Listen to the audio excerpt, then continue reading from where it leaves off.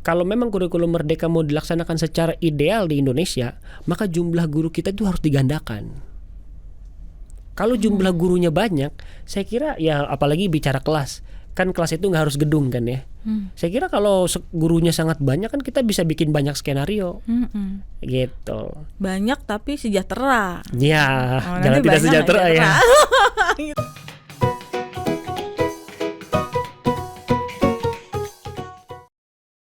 Jadi Dapodik itu memang di beberapa daerah sekolah negeri itu sesuatu yang diperebutkan memang. Itu sampai di level NUPTK ya, nomor guru lah gitu Iya, kita sebutnya benar. gitu. Jadi itu problemnya. Problemnya itu ya. Masalah guru honorer, sebenarnya kita mau ganti Menteri Pendidikan. Ganti atau enggak aku nggak tahu.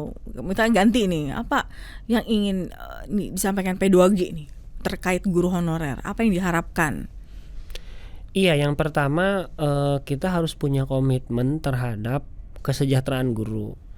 Karena bagaimanapun itu kan berkorelasi dengan inovasi guru, berkorelasi dengan kemajuan pendidikan Indonesia. Kalau gurunya sadar akan kekerasan, gurunya sadar akan profesional untuk bidang ilmunya gitu. Kalau gurunya ini juga memahami apa itu arti pendidikan gitu, saya kira pendidikan kita akan sangat maju. Tapi kan tidak mungkin kita mengharapkan itu kepada guru-guru yang digaji 400.000 gitu loh. Nggak bisa nuntut kita ke mereka gitu. Gaji 400.000 menuntutnya ini bagus banget nih. Nah kalau mereka sudah 10 juta di atas UMR Vietnam misalkan Vietnam. misalkan iya kan, Vietnam itu guru 10,5 juta lah. Oh, Vietnam wah, kalah ya kita ya. Iya, maksudnya kalau sudah seperti itu kan enak nuntutnya masyarakat ya. Kamu guru harus kompeten dong gitu loh kira-kira. Iya. Nah itu yang kami kira kalau menteri yang baru tentu saja yang memahami Indonesia lah. Indonesia itu beragam. Dia memahami karakteristik budaya Indonesia tentu saja. Lalu dia juga memahami masalah pendidikan. Lalu yang ketiga memang punya komitmen untuk memajukan pendidikan Indonesia. Dan jangan buru-buru. Jangan buru-buru. Tidak apa semua nih? hasilnya itu bisa buru-buru. Kayak misalkan kurikulum kemarin. Karena pengen cepat buru-buru, ya hasilnya seperti yang sekarang kita alami. Banyak guru yang tidak tahu karena lewat aplikasi, ada yang ketinggalan. Ini menarik, kurikulum merdeka gitu kan, baru Kurikulum Merdeka. harus ditetapkan di tahun ini 2024. Iya. Aku pengen denger deh versi guru terhadap kurikulum merdeka, di mana tantangannya nih? Apa yang kan bagus kan, maksudnya ini ya merdekakan murid untuk belajar gitu. Jurusan IPA, IPS, bahasa dihapus. Nah, aku pengen denger deh dari guru gimana pengalamannya ganti kurikulum ini nih. Kurikulum mereka itu luas banget ya. Kita mulai dari mana ya? Kita mulai dari mana nih? Dari IPA, IPS, bahasa kan lagi rame nih. IPA, IPS, bahasa dihapus.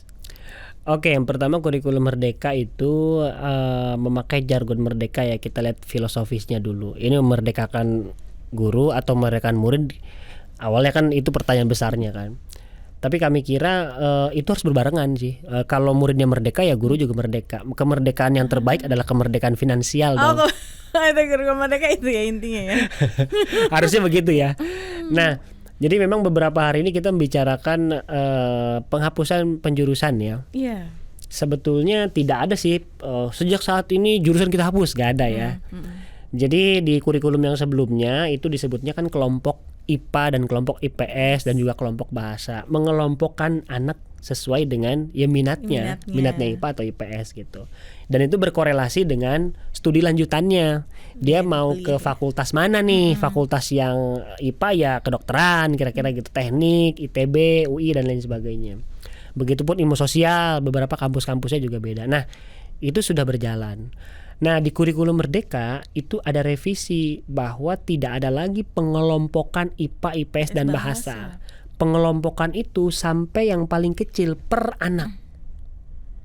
Jadi bukan kelompok IPA satu rombongan, kelompok IPS satu rombongan, bahasa satu rombongan, tapi per anak sebetulnya punya pengelompokannya sendiri. Dia punya mata pelajaran umum dan pilihan. Umumnya itu untuk akademis, pilihannya itu untuk menunjang akademis. Kalau dia memang maunya fakultas kedokteran, biologi, kimia, fisika, ditambah pilihannya yang menunjang lah, matematik mungkin, matematik lanjutan dan lain sebagainya. Nah ini nanti untuk mengantarkan dia ke kampus yang memang dia mau melanjutkan studi sesuai dengan minat dan bakatnya gitu.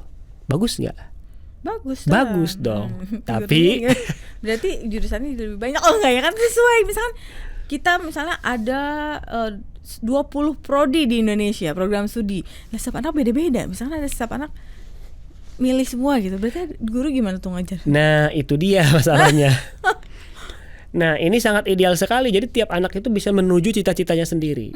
Nah, pertanyaannya untuk memanajemen itu di level sekolah, bayangkan sekolah ada satu angkatan isinya 40 anak lah katakan. Di antara 40 anak ini ternyata pilihan-pilihannya setelah dikelompokkan ada sekitar 20 kelompok misalkan. Dan itu beda-beda nih. Iya, beda-beda kan. Jurusan kedokteran, satu ekonomi gitu misalnya. Pilihannya beda. Nah, itu harus dihitungkan dengan kapasitas kelas. Berarti kan ada kelas ekonomi apalah gitu kan, ada kelas fisika hybrid mungkin saya nggak tahu kan ya. Nah, ketika dibagi menjadi per kelas itu skenarionya juga harus banyak. Beberapa sekolah saya pernah lihat paling banyak itu 10 skenario. 10 menu. 10 menu ya. Nah, itu di sekolah swasta yang menurut saya kapasitasnya sangat besar. Swasta dengan gurunya juga memadai. Gurunya juga memadai. Gitu ya. Nah, bagaimana dengan sekolah negeri dengan kapasitas yang terbatas? Iya, kelasnya terbatas, gurunya terbatas. Maka tidak bisa menu ini dipilihkan oleh anak. Sekolah membuat menu sendiri kira-kira gitu. Nah, pembuatan menu ini apakah sesuai dengan minat anak? Balik lagi nih. Oh iya, enggak sesuai dengan kemampuan sekolah dong berarti dong. Akhirnya gitu ya? sesuai kemampuan sekolah. Jadi artinya cuman penghapusan IPA IPS saja nanti menimbulkan pengelompokan tanpa nama gitu loh kira-kira. Nama. Dan itu juga merepotkan nggak tuh bagi guru dan sekolah?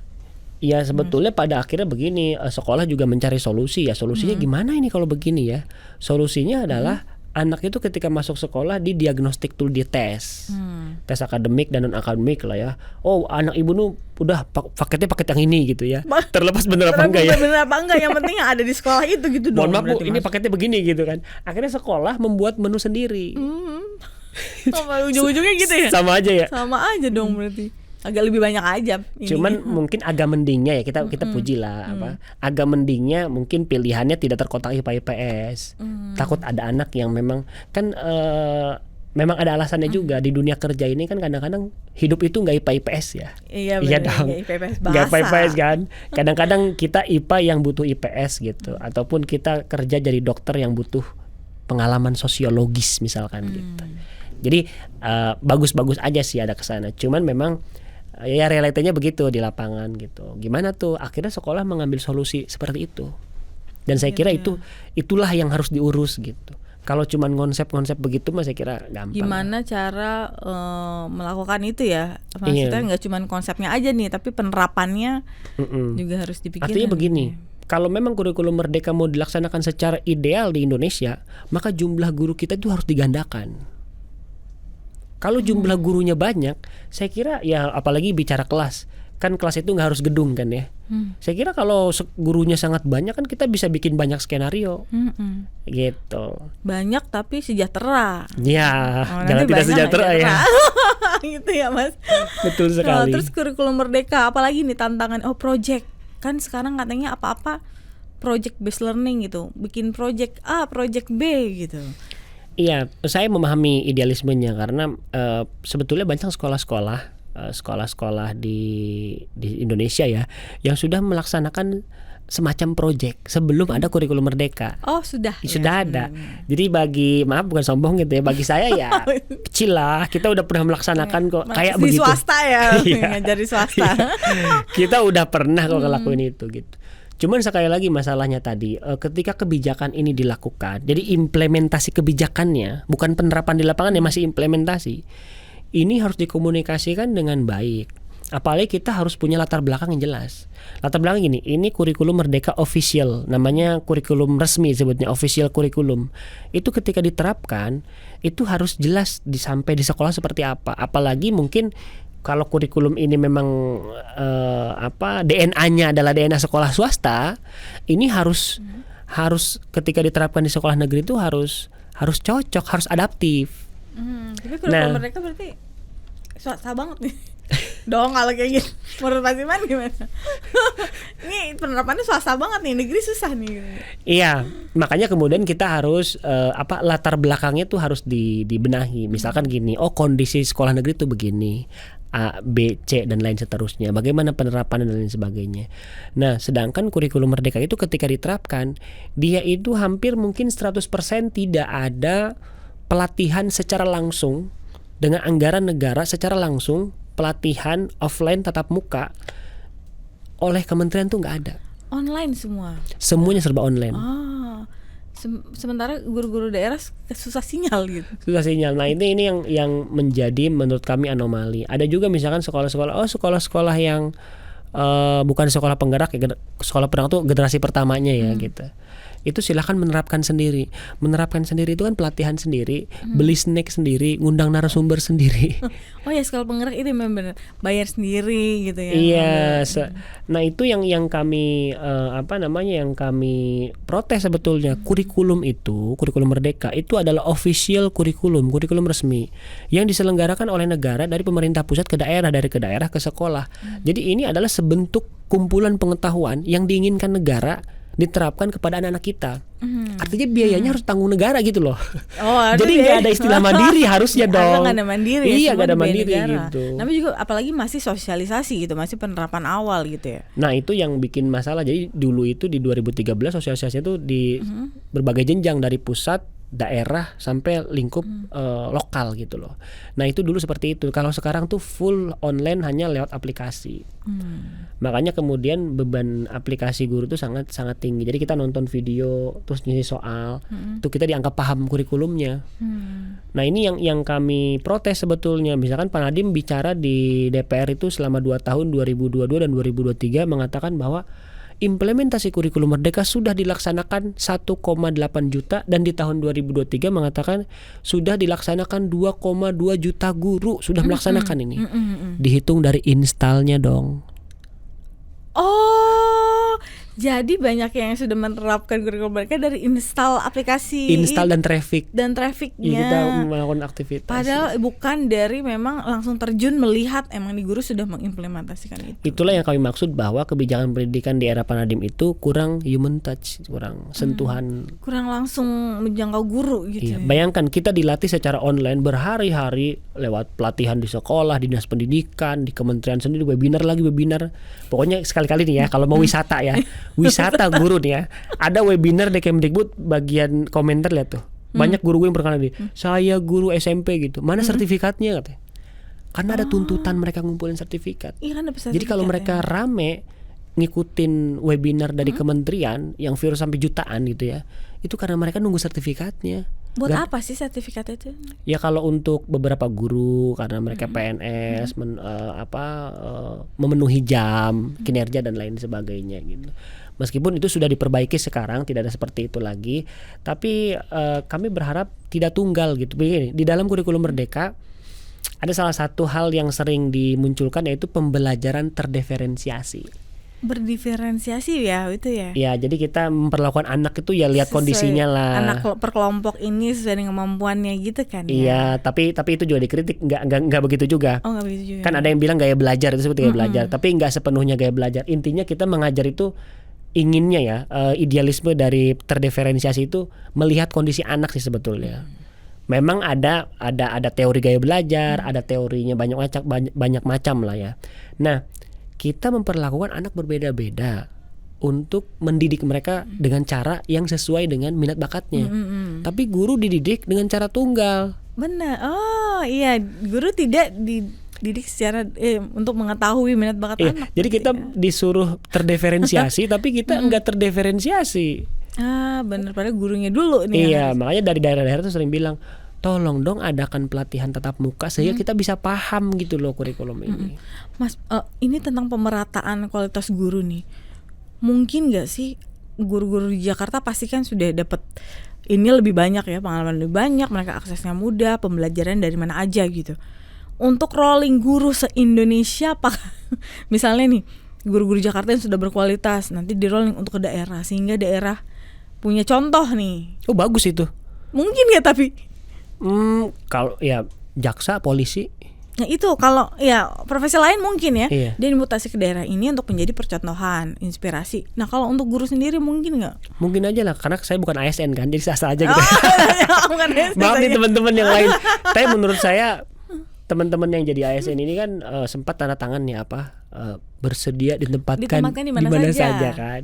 Saya kira itu tinggal dilakukan saja. Tapi ingat, mau saya begini, tolong samakan juga kayak hakim, jaksa, polisi ketika ditempatkan sebuah daerah ada rumah dinasnya, fasilitasnya memadai gitu. Gajinya juga tidak dikurangi. Gajinya tidak UMR daerah dikurangi. dong ya. Kami memang ada beberapa guru-guru 3T itu kami dengar mereka mendapatkan tunjangan tambahan. Misalkan ada guru anggota P2G, dia orang Bandung. Dia ke Kepulauan Riau, di Kepulauan Riau ada pulau lagi. Jadi ada pulau lagi. Iya, di Kepulauan Riau ada pulau lagi tuh, pulau terpencil yang sinyal dan listriknya susah lah gitu. Dia mendapatkan tunjangan tambahan dan dia sering ke Jakarta untuk diminta untuk berbicara dan lain sebagainya gitu. Dan saya kira kita butuh guru-guru semacam itu. Saya sepakat sekali bahwa distribusi guru juga harus merata di beberapa daerah. Mereka yang terbaik harus dikirim ke ujung-ujung sana, tapi dengan jaminan tentu saja. Apalagi kita lihat berita-berita di Papua misalkan ya, ada juga teman-teman guru, aduh kita deg-degan nih lagi ada konflik, lagi ada perang suku katanya. Nah itu kami kira karena mereka garda terdepan, tolong harus dilindungi gitu. Ya kami kira sah-sah saja gitu, apalagi dia ASN ya sesuai dengan. Tapi tolong perhatikan fasilitas yang memadainya gitu, sehingga dia ke daerah itu untuk melanjutkan karir, bukan untuk menutup karir.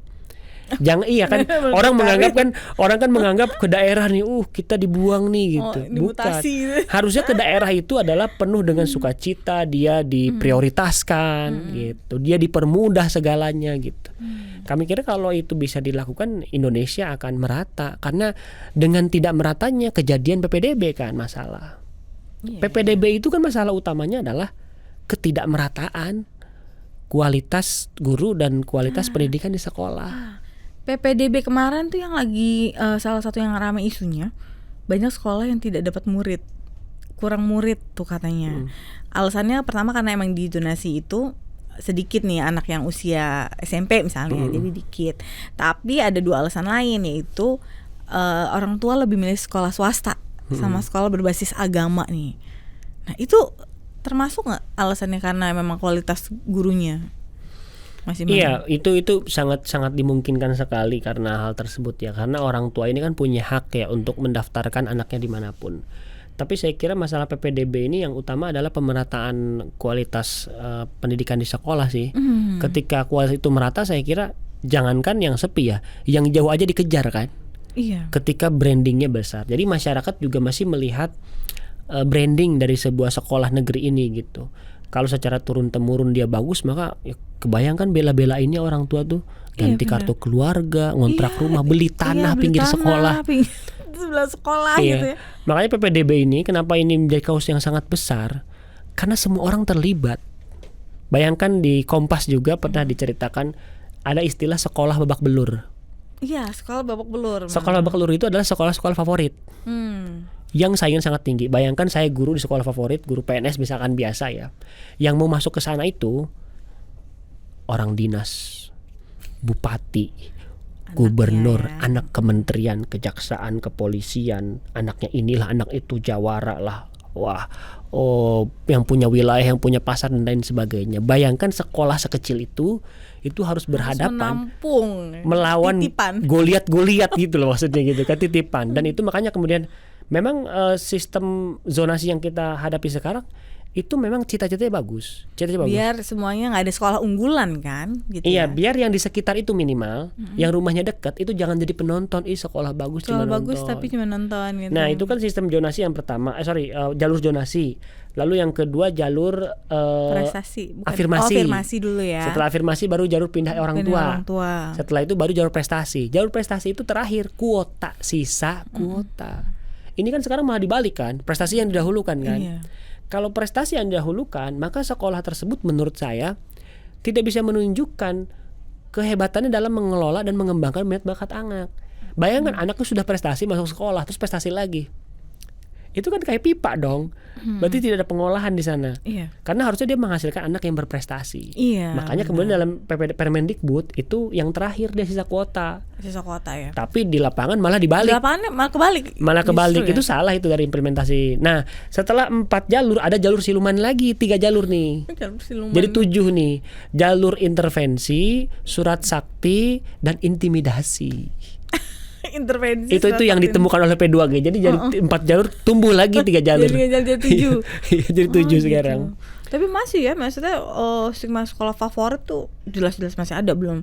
Berarti Kemendikbud gagal itu menghilangkan. Iya, karena kami juga meminta sebetulnya setiap ini gagal, ada nggak evaluasinya? Nggak ada kami dengar dari tahun yang lalu. Sejak Permendikbud tahun 2021, kejadian PPDB lagi, kejadian lagi. Ini harus dihentikan, harus ada tindakan ekstrim. Apa tuh, kayak apa tuh? Misalkan dievaluasi, siapa pelanggarnya? Pernah dengar nggak pelanggar yang tahun lalu? Itu nasibnya tahun sekarang seperti apa? Apa itu oknum di dalam sekolah, di luar sekolah? Nasibnya kayak apa? Tapi baik-baik aja ya? Ya baik-baik aja, nggak Ya, susah berarti kan juga ya ditindaknya. Bisnis as usual berarti kan berjalan dong. Itu yang kami harapkan. Karena ini bisa jadi contoh. Apakah sekolahnya dikasih pelang merah kayak sekolah ini tahun lalu gitu kan? Kan itu juga bisa dijadikan sebuah cara ya. Tapi kami kira itu harus ada evaluasi dan kami sampai hari ini belum ada.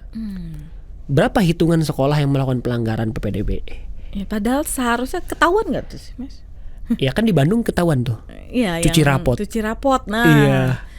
Cuci rapot Itu melibatkan guru nilainya sih. Itu cuci rapot ini kan nilainya dikatrol berarti. Iya. Ya kan ya, itu salah.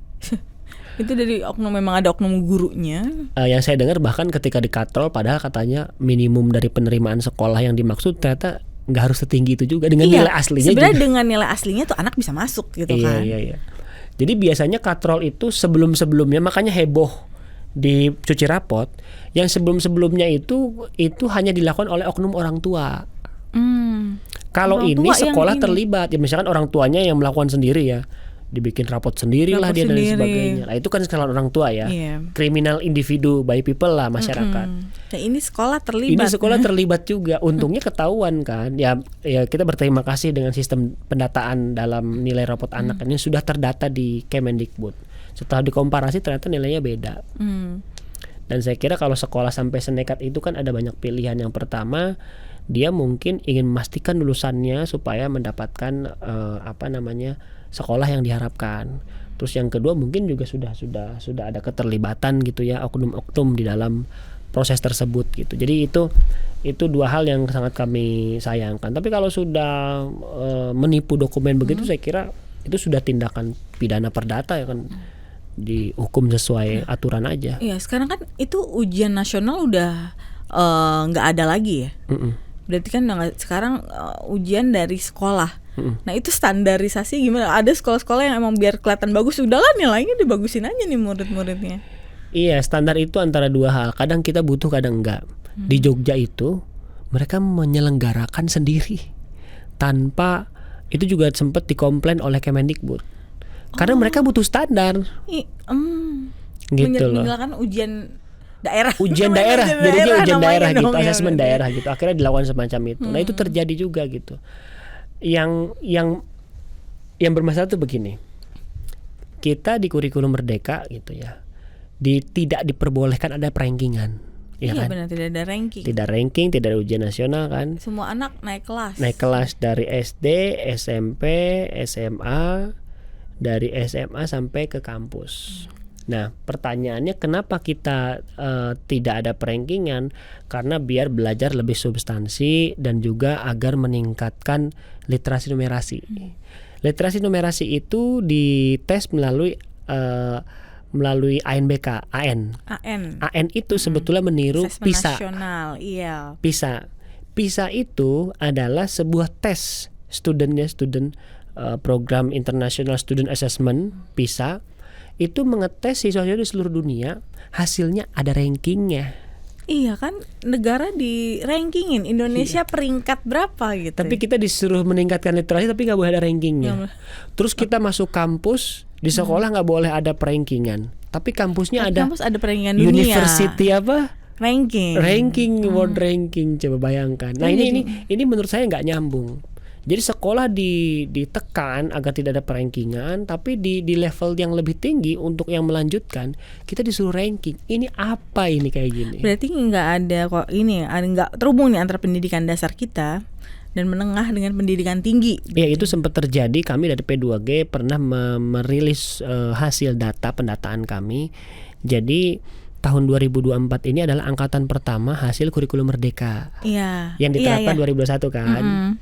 Kemudian ketika anak-anak ini lulus, berarti angkatan pertama nih, angkatan pertama kelinci berarti kan. Kelinci kurikulum merdeka dong, iya kan? Kan percobaan kan? Karena sekolah penggerak. Sekolah penggerak tuh jumlahnya 2.500. Untuk tingkat SMA, karena kan dari SMA ke kampus ya, itu 381.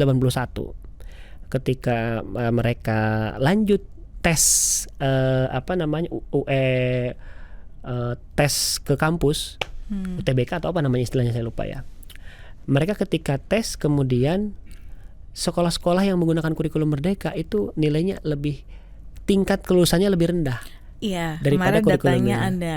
Itu kami yang mendata sebetulnya. SNBP ya itu ya. SNBP, Seleksi Nasional Berdasarkan Prestasi. Turun drop, tapi kami kan nggak mau berbohong dong, harus kita data gitu. Akhirnya anggota kami P2G yang di bagian kepala sekolah mendata sekitar 10%-nya lah, 38 atau 40 sekolah, dan ternyata trennya penurunan. Penurunan di SNBP itu penerimaannya. Cuman alasannya kita belum tahu.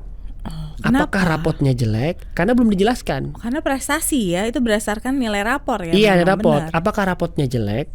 Ya pasti kan kalau dia di sana berarti kan rapotnya sudah anak-anak yang memang rapotnya tinggi dong gitu kan. Bisa jadi rapot, bisa jadi penerimaan kampus terhadap kurikulum merdeka. Kampusnya kan masih IPA IPS. Oh, masih jurusan IPA IPS. Iya, masih mereka belum menerima kok apaan sih IPA, ada sosiologi gitu loh kira-kira. Iya. Apakah itu kami pertanyaan juga gitu. Antara dua hal itu. Nah, itu menjawab tadi yang disebutkan, apakah koordinasi antara pendidikan tinggi dan dasar ini ada koordinasi enggak? Karena pertanyaan itu sudah kami tanyakan sejak tahun 2021 kepada Kemendikbud ketika diundang. Oke, jawabannya? Kami bilang begini, Kepala BSKP, Pak, saya mau tanya, kalau ada orang mau masuk ke kedokteran, lalu dia memilih 3 mata pelajaran IPA ditambah 1 mata pelajaran IPS, apakah itu ada jaminan susunan mata pelajaran itu diterima kalau si anak ini mau masuk fakultas kedokteran? Dan jawabannya adalah kami sedang koordinasi katanya. Wow, saya bilang udah koordinasi kapan lu? Ternyata kejadian kemarin juga Kepala BSKP Kemendikbud Pak Nino bilang tapi itu memang penurunan di SNBP, tapi di UTBK katanya nilai anak-anak yang sekolahnya menerapkan kurikulum merdeka lebih tinggi dan penerimaannya lebih tinggi juga deh kayaknya. Tapi untuk UTBK gitu. Yang sering kita tanyakan tuh hitungannya kayak apa? Hitungannya kan seperti apa? Nggak pernah kan? Iya benar. Mas Iman, ini seru banget yang ngomongin tentang pendidikan dari guru ke kurikulum nih. Nanti ada banyak sebenarnya mau kita eksplor, tapi waktunya terbatas banget. Terima kasih sudah hadir di Ruang BK. Mungkin nanti kita bisa catch up lagi kalau ada isu-isu tentang guru nih, kita bisa ngobrol-ngobrol lagi ya Mas Iman ya. Boleh. Terima kasih sudah hadir dan terima kasih sudah menyaksikan Ruang BK. Sampai jumpa.